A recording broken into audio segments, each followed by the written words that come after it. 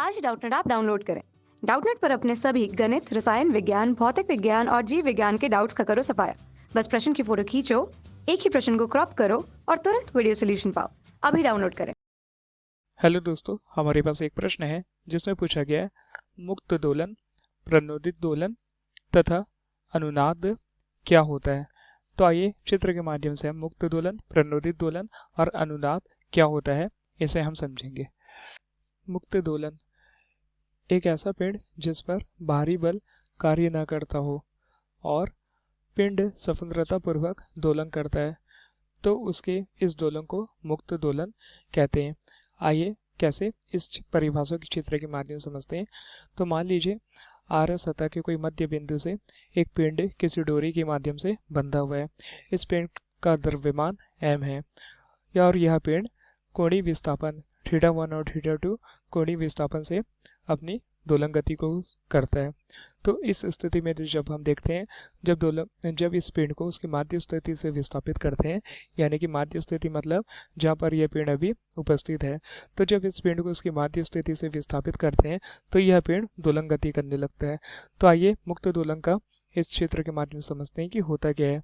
तो जब इस पिंड को ए दिशा की ओर विस्थापित करेंगे उसकी माध्य स्थिति से हटाकर, तो यह पिंड ए दिशा की ओर जाकर वापस अपनी माध्य स्थिति पर आएगा और माध्य स्थिति में आने के पश्चात यह फिर ए डैश दिशा की ओर आएगा। फिर यह पिंड वापस ए की ओर आएगा, फिर वापस माध्य स्थिति से गुजरते हुए ए की ओर आएगा।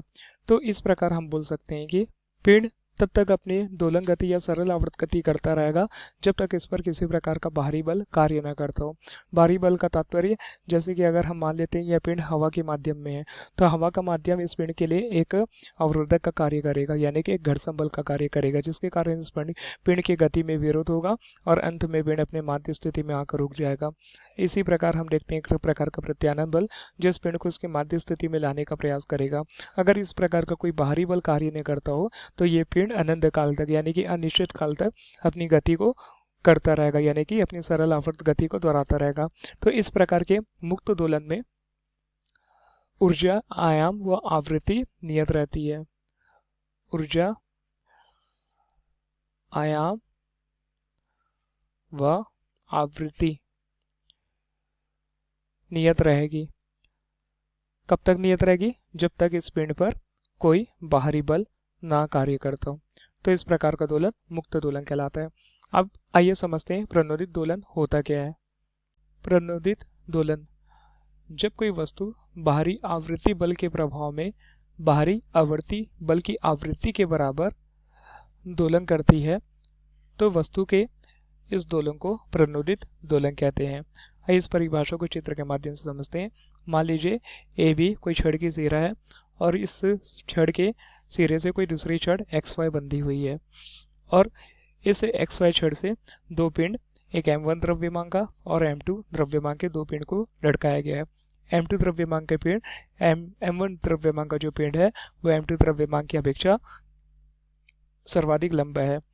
तो इस स्थिति में हम देखते हैं जब m1 द्रव्यमान के पिंड को उसकी माध्य स्थिति से विस्थापित करके हम छोड़ देते हैं, यानी कि माध्य स्थिति के तात्पर्य जब इस पिंड को हम सरल आवर्त गति कराते हैं तो यह पिंड अपनी सरल आवर्त गति को दोहराता रहता है। लेकिन एक समय पश्चात हम देखते हैं इस पिंड की डोरी के द्वारा उत्पन्न ऊर्जा इस छड़ से संचरित होकर इस m2 द्रव्यमान के पिंड पर भी पहुंच जाती है और ये m2 द्रव्यमान का जो पिंड है कुछ समय पश्चात अपने आप सरल आवर्त गति यानी कि दोलन गति करता रहता है। कुछ समय पश्चात दोनों पिंड की ऊर्जा, आवृत्ति व आयाम समान हो जाती है। तो इस प्रकार के दोलन को प्रणोदित दोलन कहा जाता है। अब आइए देखते हैं अनुनाद क्या होता है।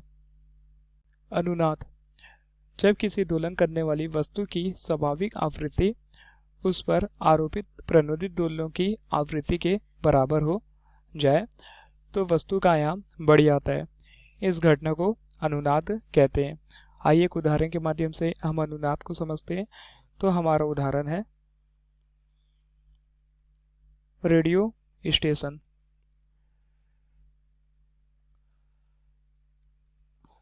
तो रेडियो स्टेशन के द्वारा हम अनुनाद की स्थिति को समझते हैं। तो जैसे कि हमारे घर में मान लीजिए कोई रेडियो, जैसे कि सबके घर में कुछ रेडियो होता है, तो उस रेडियो में बहुत सारे मीटर बने हुए रहते हैं। यह मीटर फ्रीक्वेंसी मॉड्यूलेशन करते हैं, यानी कि आवृत्ति की मिलान करेंगे, यानी कि फ्रीक्वेंसी मैचिंग करेंगे। तो जब हम इस रेडियो के द्वारा 93.4 FM की फ्रीक्वेंसी मॉड्यूलेशन को जब मैचिंग करते हैं, यानी कि मिलान करते हैं, तो हमें 93.4 FM रेडियो स्टेशन सुनाई देने लगता है। यानी कि हम यह बोल सकते हैं कि हमारे चारों ओर कई सारी रेडियो तरंगे होती है जिनकी फ्रीक्वेंसी अलग अलग होती है, और इस फ्रीक्वेंसी मीटर रेडियो पर अलग अलग रहता है। तो जब इस रेडियो फ्रीक्वेंसी को हम मिलान करते हैं, यानी कि मान लीजिए हमारे आसपास 93.4 FM फ्रीक्वेंसी की रेडियो फ्रीक्वेंसी चारों ओर घूम रही है, तो हम रेडियो के माध्यम से 93.4 फ्रीक्वेंसी को जब मिलान करेंगे तो रेडियो इस 93.4 फ्रीक्वेंसी को कैच करने लगता है, तो हमें उसी स्टेशन की यानी कि रेडियो स्टेशन सुनाई देने लगता है। अगर दूसरा उदाहरण देखें तो है सैन्य टुकड़ी। सैन्य टुकड़ी का तात्पर्य, जब सैनिक किसी पुल को पार करते हैं तो उन्हें बोला जाता है कि साथ में कदम से कदम मिलाकर पुल ना पार करें, क्योंकि पुल का भी अपना खुद का एक समूह का आयाम होता है। यदि सैनिक स्वयं का यानी कि सैनिक अगर कदम से कदम मिलाकर इस पुल को पार करेंगे तो ये पुल आगे और पीछे दोलन करने लगेगा, जिससे कि हम ये बोल सकते हैं कि पुल का अपना भी आयाम है और बाहर से ये और आयाम प्राप्त करके दोलन गति को तेज कर देता है। तो इस प्रकार के अनुनाद उदाहरण के द्वारा हम अनुनाद को समझ सकते हैं। धन्यवाद। कक्षा 6वीं से 12वीं से लेकर नीट, IIT, JEE वो एडवांस के लेवल तक 1 करोड़ से ज़्यादा छात्रों का भरोसा। आज ही डाउनलोड करें डाउटनेट ऐप या व्हाट्सएप करें अपने सारे डाउट्स 8400 400 400 पर।